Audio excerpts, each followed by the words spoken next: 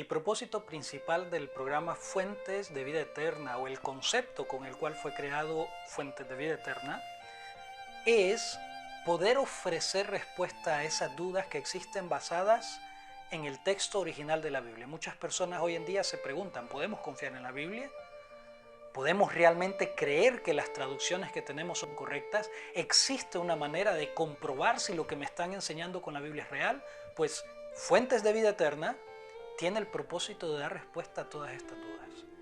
Es un placer, como siempre, poderles dar la bienvenida a este programa, en el cual se hacen reflexiones basadas en los textos originales de la Biblia, hebreo, arameo y griego. Queremos saludar a todas las personas que nos están escuchando en este momento en las redes sociales, a todas las personas que nos escuchan a través de Olam 7 Internacional y a todas las personas en Estados Unidos, California, que nos siguen a través de Olam Metro. Sean todos bienvenidos y preparémonos para entrar en una meditación, en una reflexión en la palabra de nuestro Dios.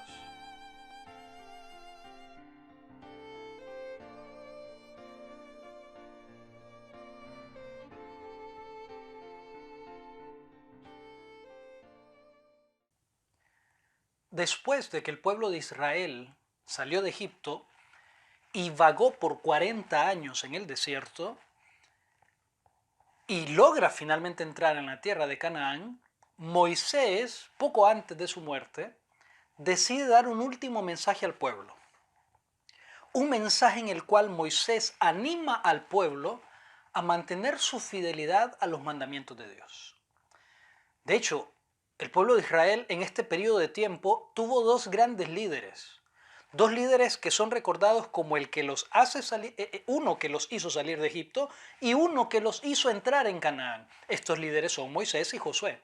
Y entonces Moisés, poco antes de su muerte, al final del libro de Deuteronomio, capítulo 32, Moisés declara, o Moisés tiene una especie de profecía en la cual declara al pueblo que él, Moisés, como líder, está consciente de que el pueblo de Israel no será capaz de mantenerse fiel a Dios. Muchos años después, cuando el pueblo de Israel se encuentra ya en Canaán, y tenemos a Josué, poco antes de su muerte, en el capítulo 24 del libro de Josué, Josué vuelve a declarar lo mismo. Josué le dice al pueblo, yo sé que ustedes no podrán mantenerse fieles a Dios. Y ustedes no serán capaces de adorar a Dios de una manera correcta. Es triste decirlo, pero es la realidad. Las profecías de estos dos grandes líderes, de estos dos grandes profetas, Moisés y Josué, se cumplieron. El pueblo de Israel, que había sido sacado de Egipto con una mano poderosa, con una mano fuerte, el pueblo de Israel que había visto el poder de Dios manifestarse en las plagas en Egipto, que había visto el mar rojo abierto, que había observado todos estos milagros, en la tierra de Canaán prometida, no fue capaz de mantener su fidelidad a Dios. Y el libro de Jueces nos narra, nos presenta toda esa historia en la cual una y otra vez el pueblo de Israel hacía, o el pueblo de Israel caía en una actitud pecaminosa, en una actitud contraria a los deseos y a los mandamientos de Dios. Hoy vamos a estudiar la historia de un hombre que nace en ese contexto, en el contexto de una nación elegida, de una nación, podemos decirlo, Dios mismo lo dice, una nación santa, una nación que tiene un propósito. Recordemos que hablamos en los últimos temas del propósito que Dios tenía con la familia de Abraham, pues ahora ese propósito es una realidad. Y los descendientes de Abraham finalmente son un pueblo que tiene la capacidad de llevar el mensaje de Dios a las naciones que no conocen a Dios. Y nuestro personaje de hoy nace en el contexto de este pueblo elegido, de esta nación consagrada, de esta nación santa que se encuentra en la tierra prometida y que lamentablemente no es capaz de mantenerse fiel a Dios. En el libro de Jueces, capítulo 13, encontramos la historia de Sansón, un personaje muy conocido, Sansón. Sansón es un personaje del folclore israelita, del folclore hebreo, que ha inspirado a su vez a otros personajes. Bueno, hay una discusión entre quién inspiró a quién, si fue Sansón que inspiró a los griegos a crear la mitología de Hércules o viceversa. Aún hay discusión en ese sentido. Pero la verdad es esta, cuando analizamos tanto la historia de Sansón en la Biblia y la historia de Hércules en los escritos griegos, tienen muchas similitudes. Hoy no vamos a entrar en esas similitudes. Pero lo que quiero aclarar es, o lo que quiero detallar es que Sansón es un personaje muy conocido, incluso por aquellos que no son estudiosos de la Biblia. De hecho, hay quienes creen que el personaje de historietas cómicas, Superman, fue creado o basado en la idea de Sansón. Las dos personas que crearon el personaje de Superman se sabe que eran de origen judío. Eran familias que habían llegado a Estados Unidos huyendo de las guerras en Europa y de la persecución judía, y entonces dos descendientes de esta familia, de estas familias judías, crearon el personaje de Superman. Y se cree basado en la historia de Sansón. Entonces Sansón es un personaje conocido, un personaje público, de dominio público. Todos conocemos la historia, el cabello largo. Cómo pierde sus poderes al cortársele el cabello.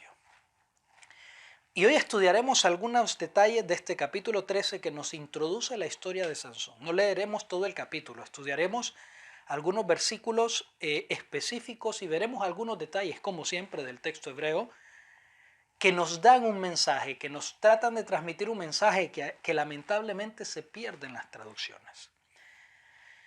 Jueces capítulo 13, versículo 1. Como ya es costumbre, yo leeré la versión base que utilizaré, es la versión Reina Valera 1995, que ustedes pueden seguir desde su casa.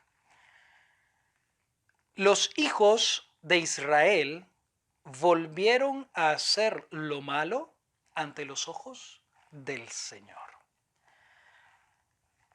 Este es el contexto en el cual nace Sansón. Los hijos de Israel haciendo lo malo ante la mirada de su Dios.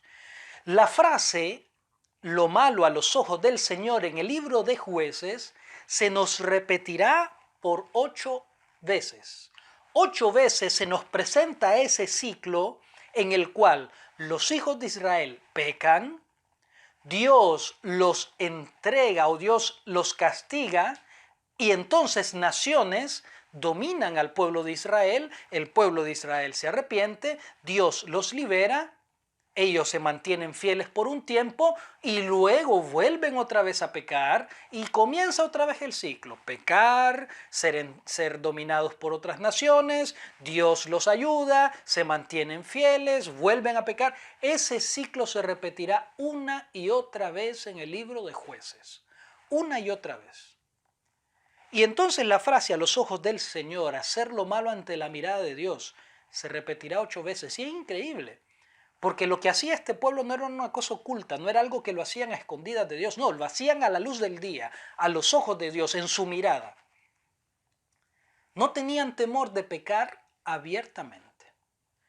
Pero ahora bien, la palabra que aquí ha sido traducida en esta versión como volvieron a hacer, es muy interesante, porque la palabra original hebrea, la palabra que aparece en el texto hebreo, es la palabra bayotzifu. Y bayotzifu no significa volver, realmente significa aumentar.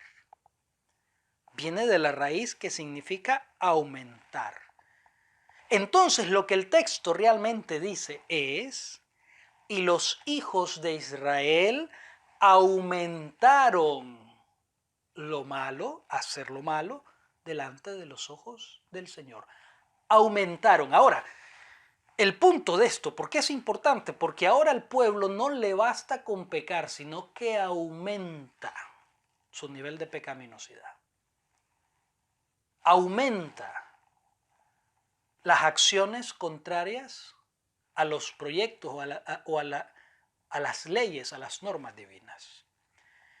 Y la manera en que se encuentra escrito este pasaje, la manera en que está toda esta frase en hebreo, nos da una idea de causalidad y efecto, de causa y efecto. Porque después de que el pueblo de Israel, después de que los hijos de Israel aumentan su pecado delante de Dios, entonces hay un efecto. Y el efecto lo encontramos en la última parte del versículo 1.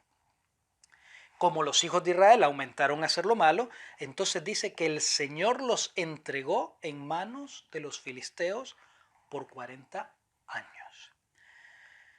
Yo tengo que decir, la Biblia es un libro, la Sagrada Escritura es un libro que obviamente busca traernos esperanza, busca comunicarnos el deseo divino para nosotros. Pero hay ciertos pasajes que se pueden convertir o pueden tener una tonalidad muy triste, una tonalidad muy oscura. Y este pasaje para mí es uno de esos pasajes. ¿Por qué? Porque miren qué tremendo. La Biblia, Jesús habló de esto, del hecho de estar en las manos de Dios. Y la Biblia una y otra vez usa la figura de estar en manos de Dios. Y la figura es que cuando algo está en las manos de Dios, está protegido, está completamente guardado. Incluso Dios y Jesús dicen, cuando ellos tienen algo en su mano, nadie lo puede arrancar de su mano. Porque para tú quitarle algo a alguien de la mano, tienes que ser más fuerte que esa persona. Y entonces estar en las manos de Dios es un símbolo de seguridad, es un símbolo de protección, de bendición. Pero entonces ahora este pasaje nos dice que Dios toma a los israelitas, a los hijos de Israel, los saca de su mano, de la mano divina, y Dios los deposita en las manos de los filisteos. Los filisteos, un pueblo, una tribu de Canaán, un pueblo de Canaán que era muy belicoso, un pueblo de Canaán que era bélico completamente, que amaban la guerra, que eran sanguinarios, un pueblo que tenía costumbres idólatras muy fuertes. Pues Dios pone a sus hijos en manos de ese pueblo. Ese es un texto, como les dije, de estos textos que tienen una tonalidad bastante triste. Y lo interesante es que el pasaje dice que esto sucedió por 40 años. Si ustedes leen el libro de Jueces, en este ciclo que existía en el cual el pueblo de Israel pecaba y Dios los ponía en manos de una nación pecadora, siempre hay un tiempo en el cual el pueblo de Israel estuvo dominado por estas naciones. Siempre hay un tiempo. Y 40 años es el tiempo de dominio más largo que existe en el libro de Jueces. O sea que, así como el pueblo aumentó su pecado delante de Dios, así como el pueblo aumenta el nivel de su pecaminosidad, tristemente, Dios aumenta también, o se aumenta también, el periodo de tiempo que habrán de sufrir. Como les dije, en hebreo este pasaje tiene toda una connotación, todos unos matices de causa y efecto. Causa y efecto. 40 años también era el periodo que el pueblo había estado en el desierto. Miren qué cosa, el mismo tiempo que les tomó llegar a Canaán, en el desierto, ahora están en Canaán y ese mismo tiempo se lo pasan dominados por otra nación. Ahora hay un punto interesante, como les dije. El libro de Jueces tiene este ciclo: pecar, ser entregado en manos de un pueblo extranjero, ser dominado por este pueblo, pero luego los hijos de Israel se arrepentían. Llegaba un momento en el cual los hijos de Israel, al sufrir constantemente el dominio de otras naciones, se arrepentían. Una y otra vez también esto lo tiene el libro de Jueces.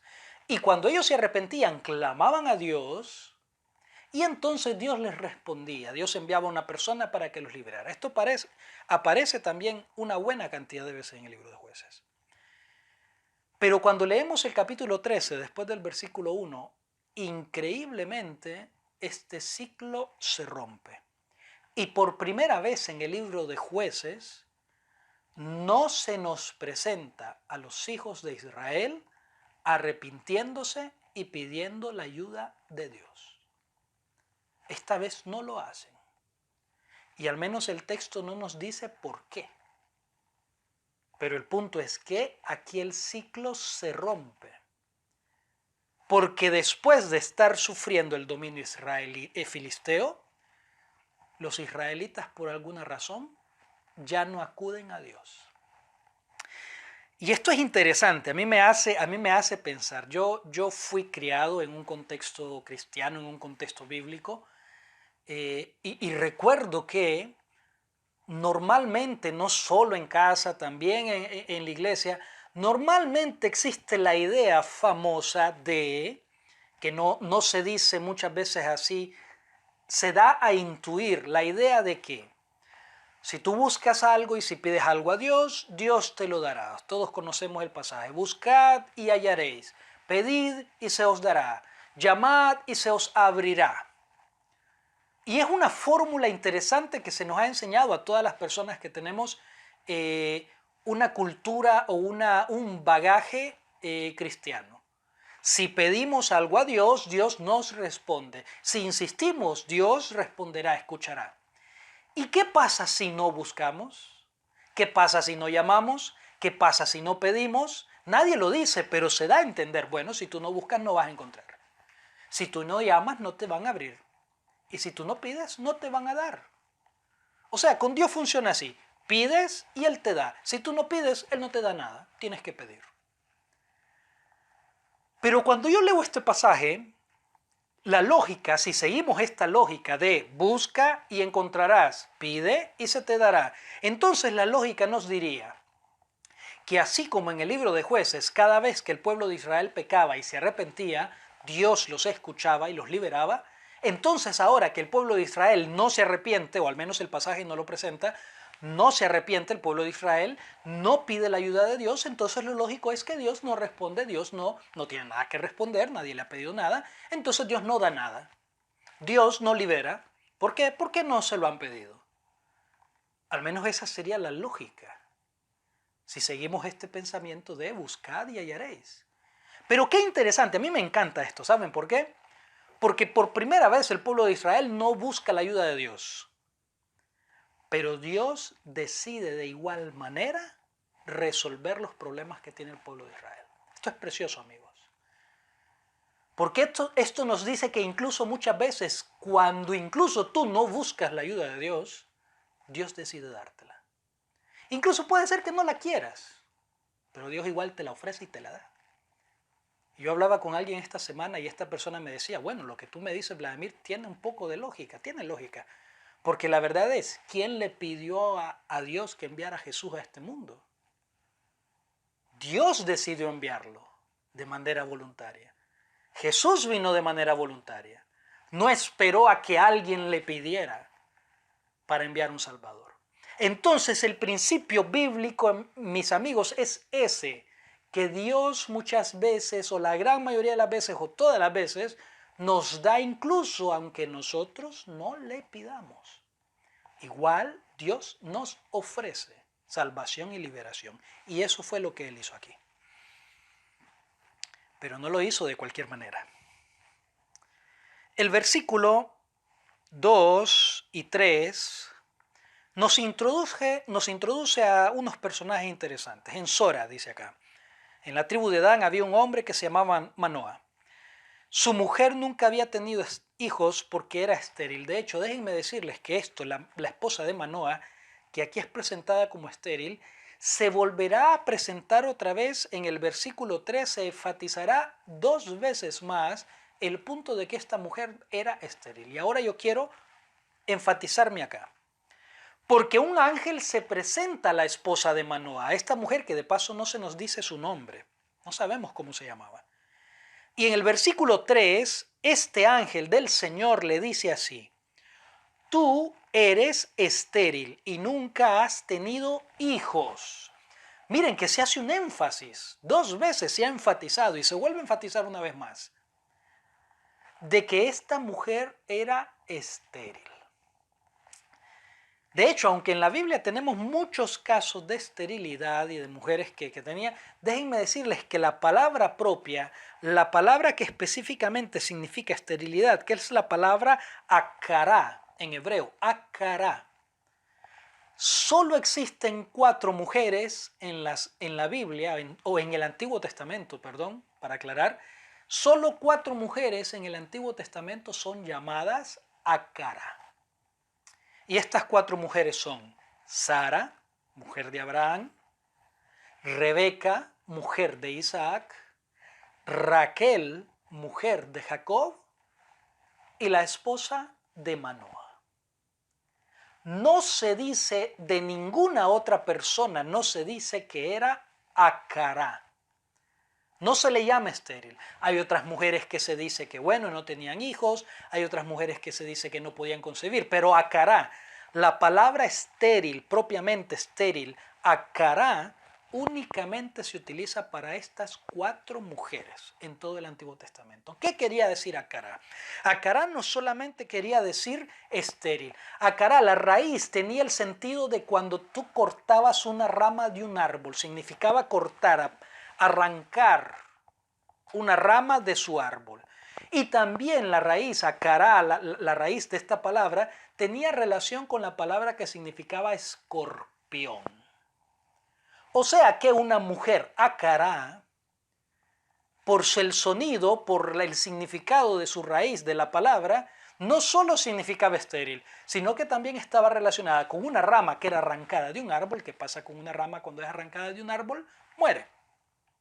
Y también tenía el sentido de un escorpión. ¿Qué hacen los escorpiones?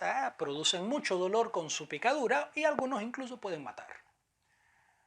Entonces la mujer estéril era una mujer arrancada y que su vientre estaba envenenado o muerto, como un escorpión.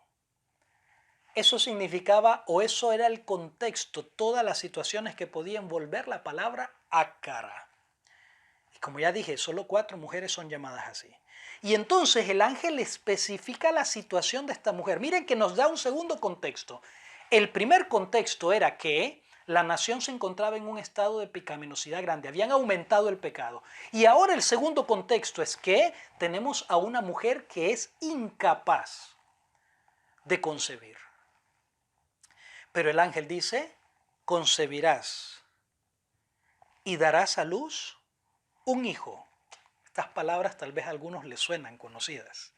Un ángel diciéndole a una mujer, concebirás y darás a luz un hijo. Y luego el ángel le da una cantidad de indicaciones que se tendrán que seguir con este hijo. Pero miren qué sorprendente esto. Yo hice una pregunta a un grupo de personas esta semana. ¿Por qué ahora Dios decide o escoge realizar una acción, que de hecho lo miraremos más adelante, pero lo adelanto desde ya?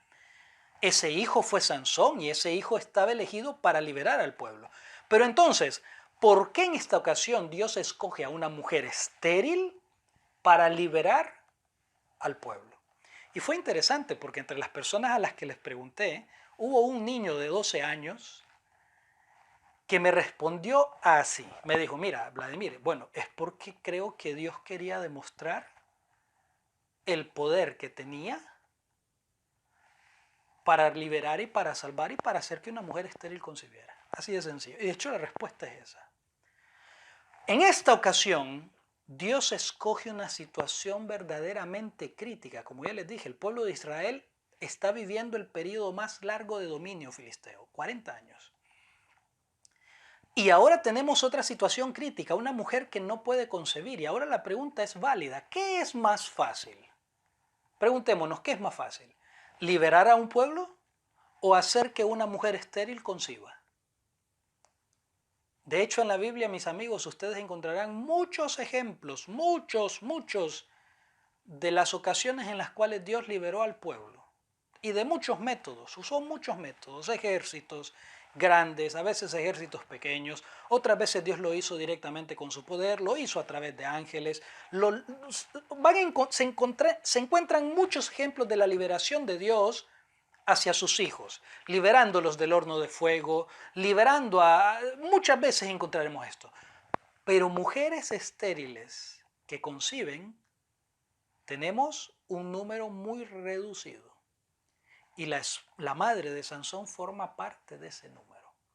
Porque esta vez Dios quiere darle al pueblo de Israel un ejemplo especial. Un ejemplo en el cual Dios hace algo aún más grandioso. Porque si al pueblo de Israel le parecía que sería imposible liberarse de los filisteos, pues entonces Dios les dice, si a ustedes les parece esto muy difícil, Pues yo voy a hacer aún algo más difícil. Voy a hacer que una mujer que no puede tener hijos tenga un hijo y a través de ese hijo, que ya hice algo difícil, haré que ese hijo los libere a ustedes que ustedes creen que es más difícil. No, para mí no hay nada imposible, dice Dios. Y escoge a esta mujer estéril. Y entonces tenemos otra vez a Dios, ahora mismo también a Dios rompiendo ciclos. El ciclo del libro de Jueces. Porque el ciclo era que el pueblo de Israel se arrepentía, pedía ayuda a Dios y Dios se buscaba algún líder de algún lugar, de alguna nación, de alguna tribu. Dios buscaba un líder y entonces este líder liberaba al pueblo de Dios. Esta vez Dios no escoge a ninguna persona, no va a buscar a alguien que ya nació, que ya creció, que ya tiene cultura militar. No, no escoge a nadie. Esta vez Dios se hace desde cero. Él se crea desde cero a un libertador. No quiere escoger a nadie, no, al azar, ni siquiera quiere escoger a nadie que ya pueda tener ciertas capacidades o ciertos indicadores. No, esta vez Dios hace todo el proyecto desde cero. Y Dios mismo no se va a buscar a un hombre, sino que hace que nazca un hombre. Y ya lo dijimos, en unas condiciones complicadas, y esta frase, cuando yo hacía el estudio, la escribí acá en mis notas. Dios en esta ocasión no levanta a un libertador, Dios crea a un libertador. Y el versículo 5 es precioso, yo aquí me quiero detener porque cuando el ángel le dice todas las indicaciones, le da todas las indicaciones a la madre de Sansón, luego le dice: este niño será nazareo, pues concebirás y darás a luz un hijo, no pasará navaja sobre su cabeza, porque el niño será nazareo para Dios desde su nacimiento. Y esta frase es preciosa, mis amigos. Y comenzará a salvar a Israel de manos de los filisteos. Trataré de explicar esto lo más rápido posible. Aquí hay dos cosas muy importantes en esta frase del mensajero divino. En primer lugar, Sansón, este niño que iba a nacer, sería llamado nazareo. Los nazareos eran un grupo, o eran el nazareato, era una costumbre dentro del sistema religioso judío de aquel entonces, Israel, que prácticamente lo que hacían los nazareos era que se consagraban a Dios, ellos tomaban la decisión consciente de consagrarse a Dios, y entonces hacían un voto de consagración por una cantidad de tiempo. En esa cantidad de tiempo de ese voto de consagración, el nazareo debía cumplir ciertas reglas. La regla principal, básica, era dejarse crecer el cabello completamente. No se debían cortar el cabello nunca. Entonces, si por ejemplo una persona hacía un voto de nazareato, decía, bueno, yo haré un voto de nazareo por todo el año 2021. Y entonces esta persona no se cortaba el cabello desde primero de enero del 2021 hasta el 31 de diciembre del 2021. Todo un año con el cabello largo. Pero aparte, porque esto era el símbolo, el cabello largo era el símbolo. En los tiempos de Israel se podía identificar a un nazareo porque llevaba el cabello largo. Pero habían otras cosas de las cuales los nazareos tenían que cuidarse. De no tomar vino ni bebidas alcohólicas, de no comer ciertas comidas, ciertos alimentos y de no tener contacto con muertos. Entonces no debían contaminarse de ninguna manera de las contaminaciones rituales que existían en aquel entonces en el pueblo de Israel. Entonces estas eran las costumbres de los nazareos. Era un voto que podían hacer tanto hombres y mujeres. Podían tomar este voto especial. Y es interesante que aunque de seguro existieron muchos nazareos, ustedes saben que el único nazareo que se nombra directamente en la Biblia es Sansón. No se habla de ningún otro nazareo. A pesar de que existía la costumbre y a pesar de que de seguro habían muchos israelitas que hacían este voto del nazareato, el único que es llamado como nazareo, que se dice será nazareo en la Biblia, es Sansón. No tenemos a ningún otro nazareo en la Biblia. Y entonces este es un dato bastante interesante. Pero el ángel le dice también en este versículo 25, le dice a su madre, a la madre de Sansón, una segunda cosa interesante. Que a través de Sansón se comenzaría a salvar al pueblo de Israel de las manos de los filisteos. Sansón sería el inicio del proyecto de Dios, del plan de Dios, de salvación, porque es la palabra que se utiliza de salvación, para el pueblo de Israel. La frase comenzar a salvar o comenzar a iniciar la salvación del pueblo de Israel es muy interesante en hebreo, muy interesante. Yo no voy a leer toda la frase, pero haré referencia a una palabra, y es la palabra salvación. Lehoshia en hebreo, está escrito acá. Resulta ser, mis amigos que me escuchan, que Lehoshia es una palabra que viene de la misma raíz de la cual sale el nombre hebreo de Jesús. En hebreo Jesús, Yehoshua y Lehoshia tienen, de hecho, si ustedes se dan cuenta, las mismas pronunciaciones muy similares. De hecho, el nombre también de Josué, Joshua, Yeshua, todas estas son Josué, Jesús, y la palabra que se utiliza aquí para Sansón, para iniciar la salvación, tienen la misma raíz. Y de hecho, esta palabra significa literalmente liberar o salvar. Tiene los dos sentidos. Entonces, cuando el ángel, el mensajero que está hablando con la madre de Sansón, después de haberle dado todas las indicaciones sobre el nazareato de Sansón, le dice el propósito y la obra que tendrá que realizar este niño en su vida. Y el propósito del nacimiento de este niño es que este niño será el inicio de la salvación de Israel. Y lo vuelvo a señalar, la palabra salvación aquí en hebreo es la misma palabra de la que viene el nombre de Jesús, Yeshua, salvación. Es un paralelismo muy interesante. De hecho, déjenme decirles, si ustedes leen el libro de Jueces, lo que resta del libro de Jueces, del capítulo 3 en adelante, se darán cuenta, mis amigos, que no vuelve a darse una situación en la cual el pueblo de Israel peca y Dios los entrega al dominio de otro pueblo. Esto ya no sucede más.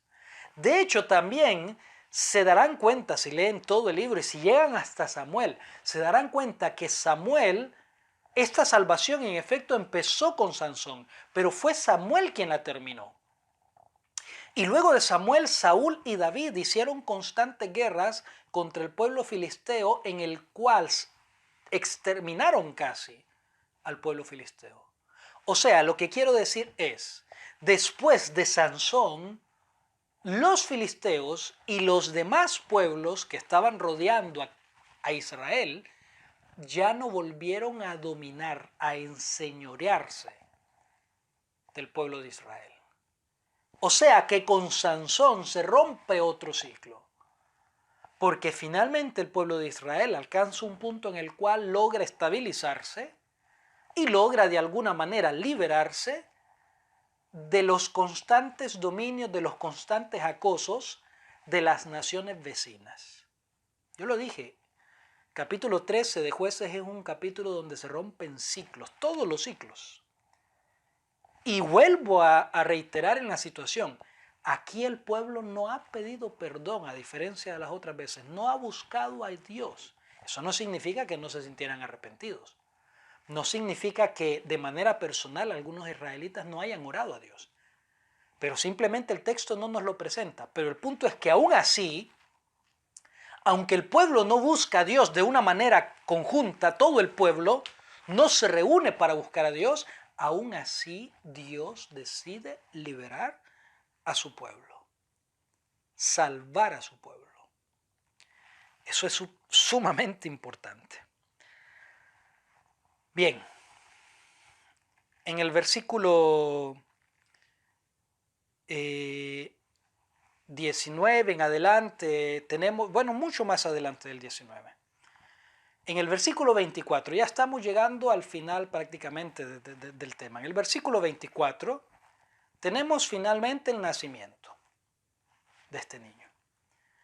A su tiempo, nos dice el texto, la mujer, que insisto, no se nos dice cómo se llamaba la madre de Sansón. La mujer dio a luz un hijo y le puso por nombre Sansón, Shinshon en hebreo, Shinshon. Shinshon, yo tengo a mí me gusta mucho entrar en el aspecto de los significados bíblicos, de los nombres. Y resulta ser Sansón, el nombre Shinshon está relacionado con la palabra sol en hebreo. Porque Sansón, de hecho, se cree que significa, se toma así, que significa el que es como el sol, el que se parece al sol, el que tiene resplandor del sol. De hecho, hay un historiador muy famoso judío que da una otra significación para el nombre Sansón, Josefo, Flavio Josefo, nos dice que el nombre de Sansón realmente significa el devastador. Claro que Josefo está pensando en la obra, en las acciones que Sansón tendría que realizar. Pero cuando analizamos el hebreo como tal, se ve la relación del nombre de Sansón, de Shinshon, con el sol, con la palabra sol. Y entonces, Sansón vendría a significar el que es como el sol, el que se parece al sol. El versículo 25, el 24 al final dice que este niño, Sansón, creció y el Señor lo bendijo. Hay otras versiones que dicen creció en la gracia del Señor. ¿Le suena ese texto de otro lugar? Versículo 25, y en los campamentos de Dan, entre Sora y Estaol, el Espíritu del Eterno comenzó a manifestarse en él. En este punto yo quiero finalizar señalando lo que tal vez algunos de ustedes ya habrán descubierto. La historia de Sansón, el relato del nacimiento de Sansón, tiene una gran cantidad de similitudes con el nacimiento de Jesús. Muchas similitudes. Y yo quiero ahora señalar esas similitudes entre Sansón y Jesús. Miren, por ejemplo, Sansón, un ángel anuncia su nacimiento. Un ángel anuncia el nacimiento de Sansón. Y en Lucas capítulo 1, versículos 26 y 27, tenemos a un ángel que anuncia el nacimiento de Jesús. Así como un ángel va a la madre de Sansón, un ángel va a la madre de Jesús, María. Segunda característica o segundo paralelismo entre estos dos personajes. Su nacimiento, la concepción de estos niños, se da en una situación anormal. La madre de Sansón es estéril, no puede concebir, y Lucas capítulo 1, versículo 27 y 36 nos dice que la madre de Jesús, María, era virgen. Nunca había tenido relaciones con un hombre, por lo tanto, no podía concebir. Y ella misma lo dice.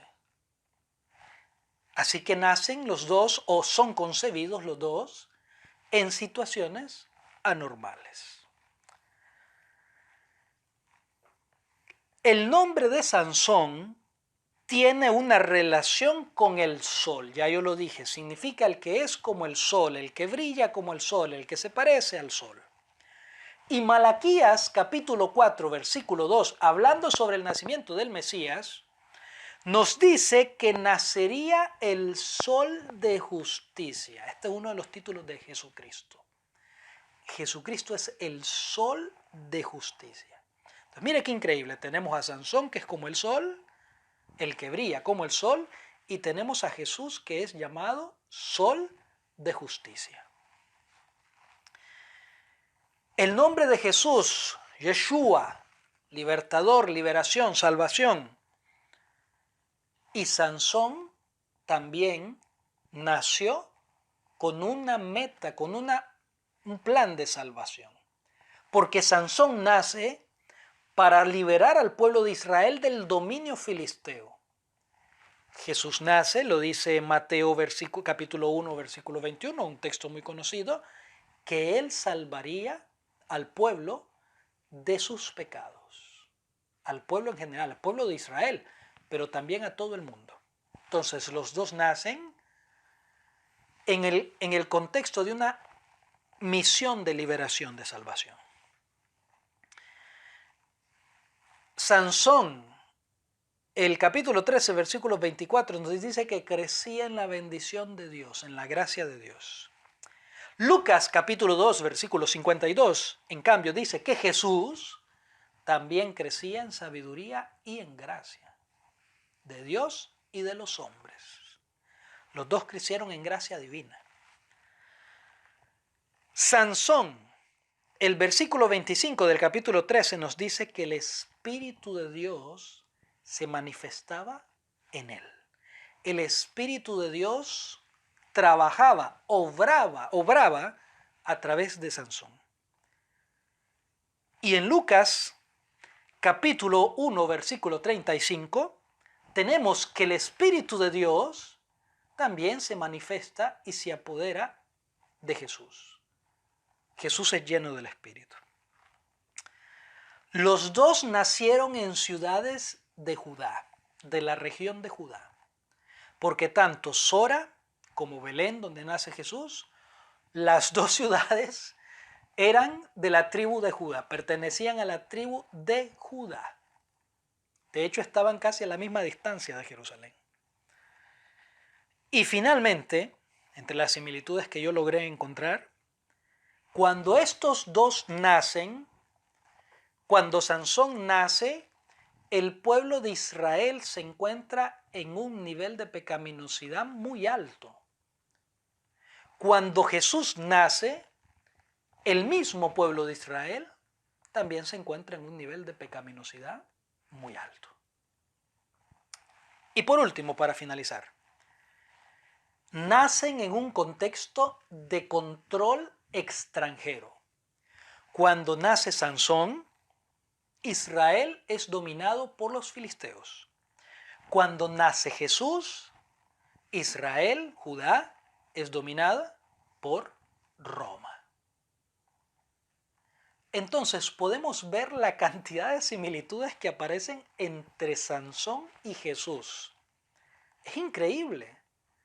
Todas las cosas en las cuales se parecen, el ángel que viene, que anuncia, el significado, sus nombres, la misión, tienen una cantidad sorprendente de similitudes, pero ahora yo quiero detenerme y decir y preguntar y analizar cómo se realizó el cumplimiento de la misión de estas dos personas.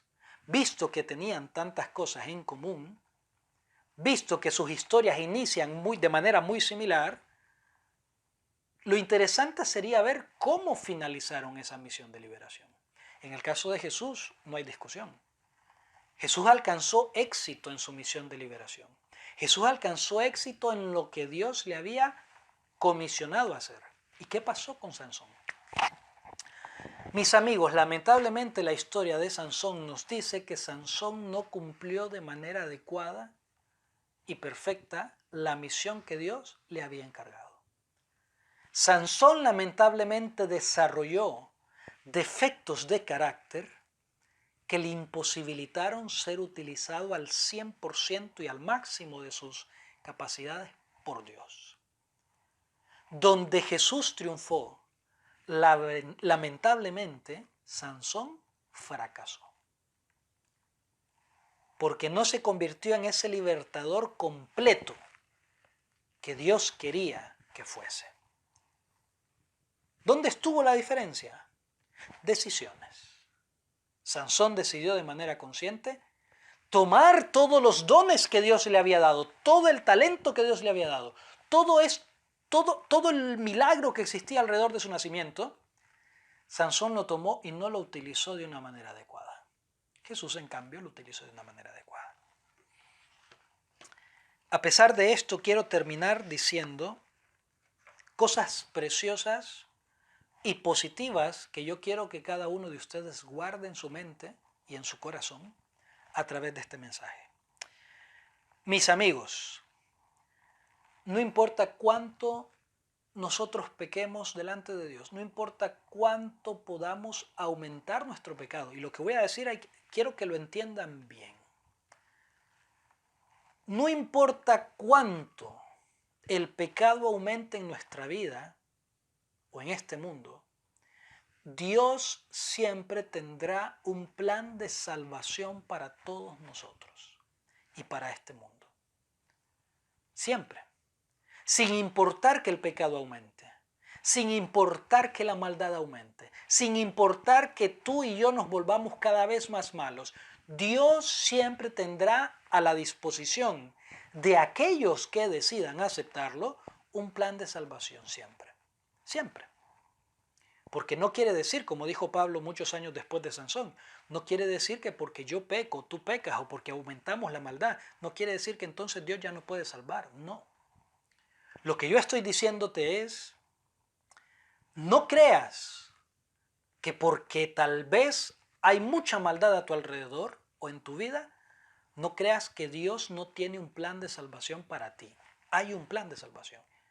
Y lo increíble es que incluso aunque tú no pidas ese plan de salvación, Dios lo pone a tu disposición, aunque no lo pidas. Otra cosa importante, mis amigos, que quiero que quede grabada en nuestras mentes. A Dios le fascina romper ciclos. Y cuando Dios decide romper ciclos, hace cosas diferentes, cosas nuevas, hacer que una mujer estéril conciba. Porque a Dios le gusta, o no diré le gusta, Dios tiene una preferencia por manifestar su poder en situaciones críticas, en situaciones donde parece que ya no hay solución, en situaciones donde parece que ya no se puede resolver nada. Ahí Dios actúa. En las situaciones más críticas, en las situaciones más complicadas. Aunque estés marcado por la sociedad como la madre de Sansón, por ser estéril, Dios puede quitarte esas marcas, esas manchas, como lo hizo en la vida de Jacob, que lo convirtió en Israel, y como lo hizo en la vida de esta mujer, porque ser estéril era una mancha en la sociedad. Pues Dios en este pasaje nos dice que Él quita esas manchas. Dios quita esas manchas. Dios tiene un plan de salvación y liberación, como lo tuvo para Israel, lo tiene para nosotros. Y quiero finalizar diciendo esto. Si se lo permitimos, si nos ponemos en las manos de Dios, Dios permitirá, Dios ayudará a nuestro crecimiento físico y espiritual. Y sobre todo, el Espíritu de Dios se manifestará en nuestras vidas, como lo hizo en la vida de Sansón y en la vida de Jesús. Mis amigos, que Dios nos bendiga a todos. Y recordemos, Dios tiene un propósito para cada una de nuestras vidas. Dios ha puesto todos los medios en nuestras manos para que ese propósito se cumpla. Que con la ayuda del Espíritu Santo podamos encontrar ese propósito y podamos llevar adelante y al final, hasta el final, los proyectos de Dios en nuestras vidas. Bendiciones.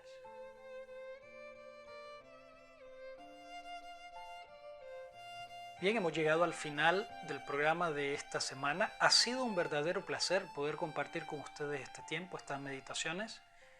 Y queremos hacer una invitación a que nos pueda sintonizar nuevamente la próxima semana en redes sociales, en internet a través de OLAM 7 Internacional, y a través de la señal de Holan Metro en Los Ángeles, California. Queremos dar un saludo a todas las personas que nos están acompañando, que nos han acompañado a través de este programa. Yo soy Vladimir Valiente y estaré con ustedes nuevamente en su programa Fuentes de Vida Eterna. Hasta la próxima.